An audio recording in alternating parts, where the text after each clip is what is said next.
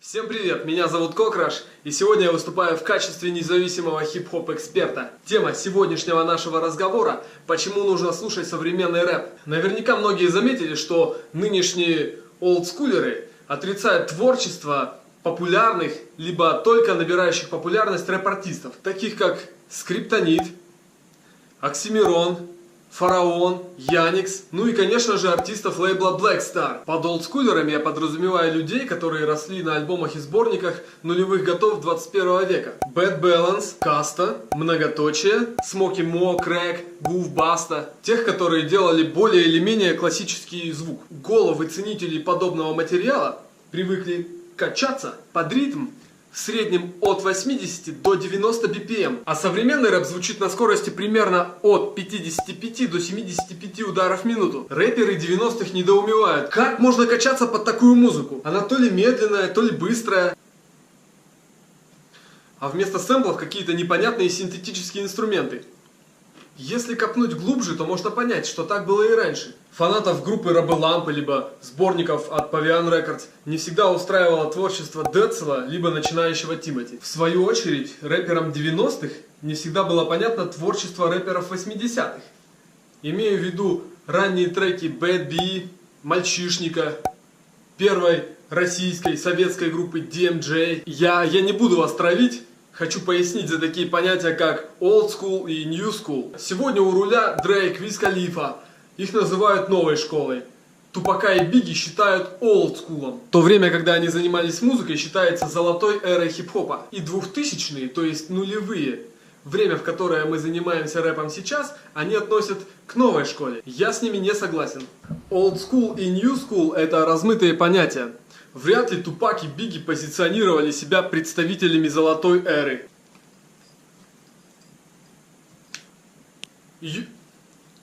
Йоу, я Тупак, я представляю Golden Age. Нет, конечно. Они просто делали самобытный рэп, музыку своего времени. А золотой эрой этот промежуток времени уже назвали после их смерти. В 1995 году Тупак, Бигги, Нэс, Джей Зи были новой школой. А спустя 10 лет New School'ом был назван Eminem, 50 Cent, The Game, Kanye West и другие.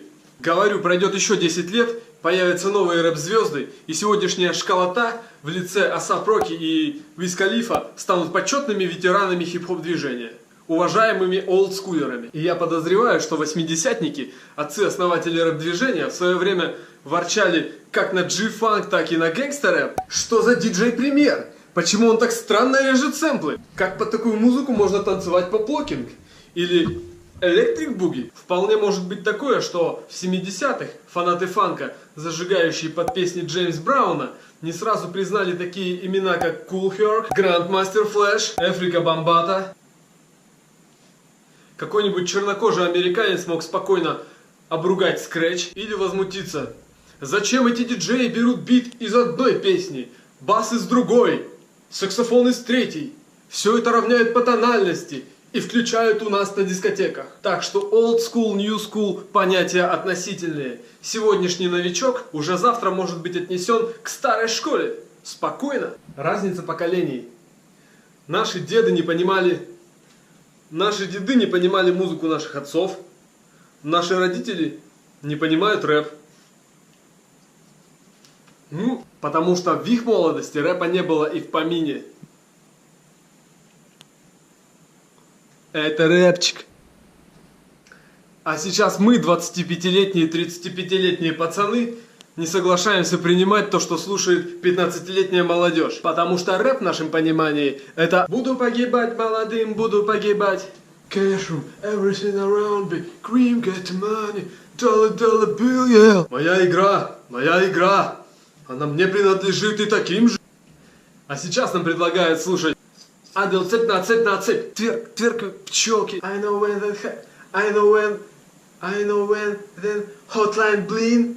И это еще более или менее нормальные примеры. Сейчас молодежь начинает слушать рэп с треков Фараона, Гнойного, Оксимирона и других, как сказать, и других фаворитов versus батла, которые затрагивают тему материнства, религии далеко не в лучшем свете. Поменялся мир, изменились правила игры. 20 лет назад, если ты, будучи школьником или студентом, решил записать сольный трек, тебе пришлось бы искать профессиональную студию звукозаписи и заплатить огромные деньги не только за запись и сведения, а за создание музыкальной аранжировки, которую бы делал конкретно далекий от хип-хопа человек. 10 лет назад любой подросток уже мог спокойно зайти в интернет, скачать Fruity Loops, Adobe Audition, подрезать какой-нибудь сэмпл, сделать бит и записать свой жизненный рэп на караоке-микрофон. Сегодня рэп может делать каждый. Можно зайти в Google, в поисковике написать бесплатные минуса, скачать любой понравившийся минус, загрузить прогу, открыть готовый шаблон, где уже четко отстроены эквалайзер, компрессор, реверберация, максимайзер и другие фишки. Записаться, отрегулировать громкость голоса, экспортировать в MP3, залить в интернет, и все, ты уже звезда у себя на районе. Технологии шагнули неприлично далеко вперед. На телефон снимают фильмы в качестве Ultra HD. Что говорить о клипах? Просишь друга заснять тебя на iPhone, там же монтируешь, накладываешь уже какой-то готовый эффект, экспортируешь, закидываешь в YouTube, и все, ты уже звезда мегамасштаба. Возможности уравнялись.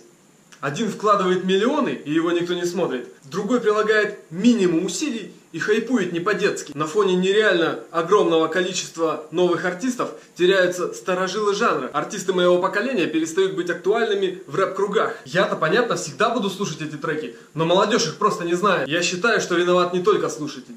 Часто артист и его ценители замыкаются в определенном жанре и все новое воспринимают в штыки. Не-не-не-не-не, я не предлагаю звук виниловой пластинки менять на 8-битные плагины и вместо тяжелого андеграунда выпускать танцевальный мейнстрим. Ни в коем случае. И я советую прислушиваться к новым веяниям, следить хотя бы поверхностно за тем, что происходит в хип-хоп музыке. У меня на работе есть коллега, который еще не пенсионер, но уже вылетел из этой жизни. Когда в России появились пейджеры, он сказал: «Мне не надо».